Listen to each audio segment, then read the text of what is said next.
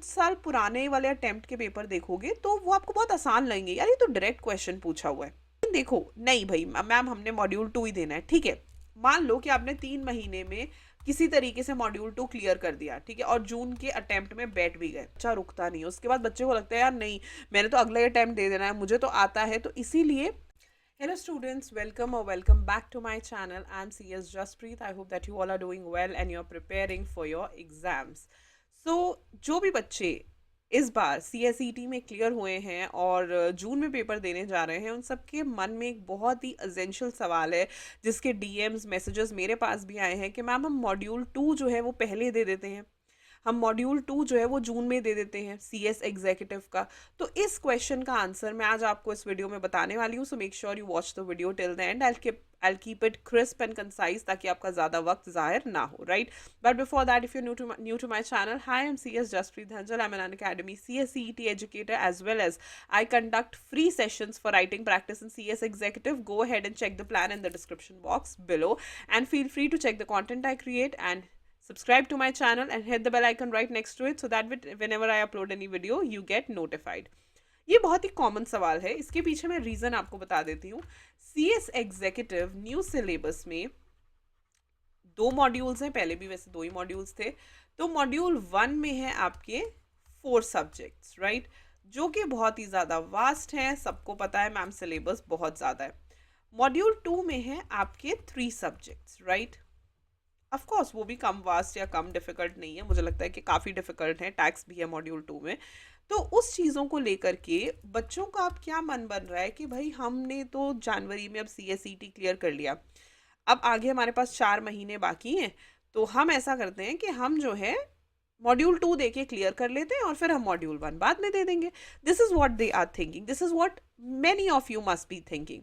इसका क्या जवाब है वो मैं आपको बताती हूँ। मैं हमेशा एक चीज़ बच्चों को बोलती हूँ कि of course there would be a reason that module 1 is 1 and 2 is 2। Simple बात है, कोई रॉकेट साइंस की बात नहीं मैं कर रही हूँ, ठीक है। कुछ तो सोचा होगा ICSI ने जब उसने कुछ सब्जेक्ट्स मॉड्यूल 1 में डाले या कुछ सब्जेक्ट्स मॉड्यूल 2 में डाले। व्हाट डू यू थिंक कि इंस्टीट्यूट्स मतलब बिना सोचे समझे ऐसे आंखें बंद करके कोई भी सब्जेक्ट मॉड्यूल 1 में डाल दिया, कोई भी 2 में डाल दिया? It was not like that. Institute आपको इसलिए मौका देती है कि आप कोई भी मॉड्यूल पहले दे दो कि बच्चे के पास फ्लेक्सिबिलिटी होनी चाहिए, वो रिजिड नहीं होना चाहते, right, they don't want to be rigid, they want to be कि आप आपकी चॉइस है।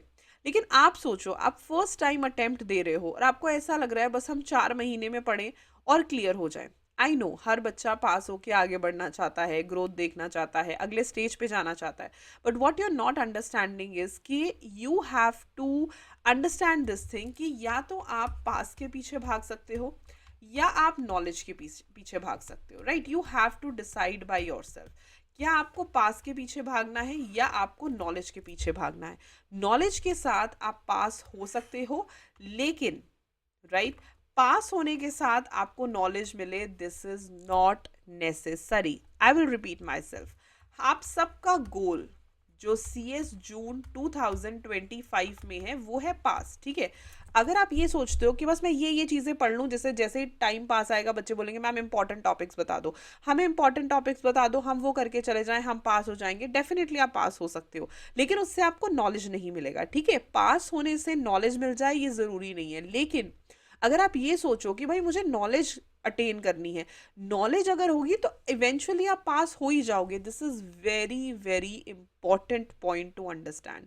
बहुत सारे बच्चे इस पॉइंट को नहीं समझ पा रहे हैं, बहुत सारे बच्चों को एक्चुअली में समझ नहीं आ रही है कि व्हाट दे शुड डू, वो पास की तरफ भागे या वो नॉलेज की तरफ भागे, राइट। तो ये जो एक डिफ्रेंसिएशन है ना वो आपको करना पड़ेगा। मैं इस पॉइंट को समझती हूँ, आप CSET क्लियर करके आए हो, इस टाइम पे बच्चे को लगता है यार मैं फटाफट से एग्जी भी क्लियर कर लूँ, कम से कम एक ग्रुप तो क्लियर कर ही लूँ। I understand your view point, लेकिन इतना भी उसमें मत बह जाओ कि आप खुद बैठ के सोचो। मैं एक चीज़ बच्चों को बोलती हूँ कि आप डिसाइड करो, आप ऐसा करो, ICSI की वेबसाइट पे सारा स्टडी मटेरियल अवेलेबल होता है, सारा ऑनलाइन फॉर्मेट में अवेलेबल है। आप जाके उन चैप्टर्स को चेक करो, ठीक है, आप जाके उन टॉपिक्स को चेक करो। अगर आपको लगता है यार ये टॉपिक मैंने पढ़े हुए हैं, मुझे आते हैं, फिर आपको देने हैं तो बिंदास दो। लेकिन मॉड्यूल 1 क्यों पहले देना चाहिए और मॉड्यूल 2 क्यों पहले नहीं देना चाहिए, उसका सबसे बड़ा रीज़न ये होता है कि जहाँ पे न्यू सिलेबस के बारे में गिवन है ना आईसीएसआई में,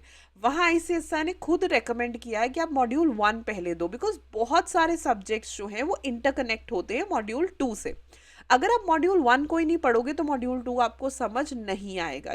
समझने की बात है, कॉन्सेप्चुअल क्लैरिटी की बात है। I tell you this one more thing also, कि अब जो है ना, अगर आप कुछ साल पुराने वाले अटेम्प्ट के पेपर देखोगे तो वो आपको बहुत आसान लगेंगे, यार ये तो डायरेक्ट क्वेश्चन पूछा हुआ है, यू अंडरस्टैंडिंग।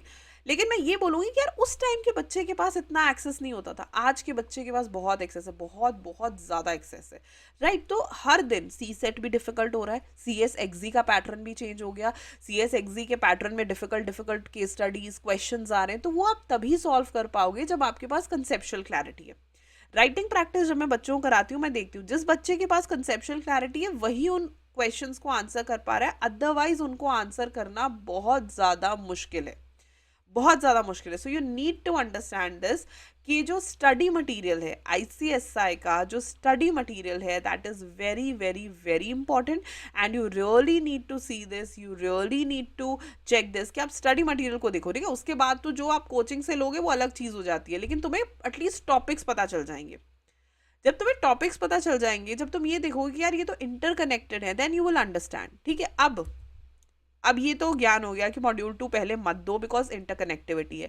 लेकिन देखो, नहीं भाई मैम हमने मॉड्यूल 2 ही देना है, ठीक है। मान लो कि आपने 3 महीने में किसी तरीके से मॉड्यूल 2 क्लियर कर दिया, ठीक है, और जून के अटेम्प्ट में बैठ भी गए।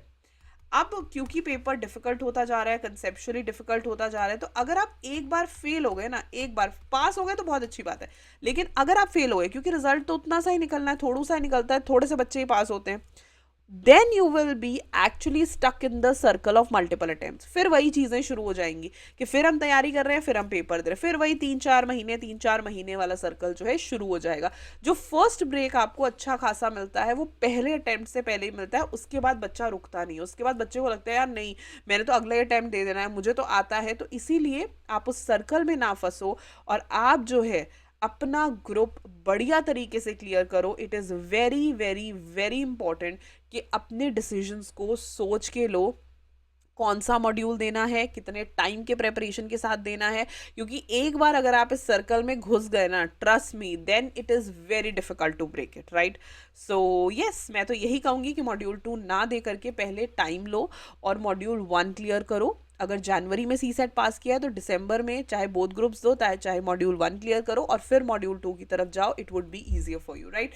आई hope this video helps, I hope it provided a guidance, और आपका थोड़ा सा दिमाग खुला होगा कि why I am saying this and why I am not promoting कि जल्दीबाजी में जाओ, राइट। बिकॉज जल्दीबाजी से थोड़ा सा ये चांस ज़्यादा होता है कि आप इस विशियस सर्कल में फंस सकते हो, right. I really want to guide you and motivate you towards the right path, and I hope कि आप मोटिवेट होंगे। Thank you very much for watching the video till the end. I will see you super soon in another video. Till then, stay happy, stay blessed, and keep the preparations on. Bye bye.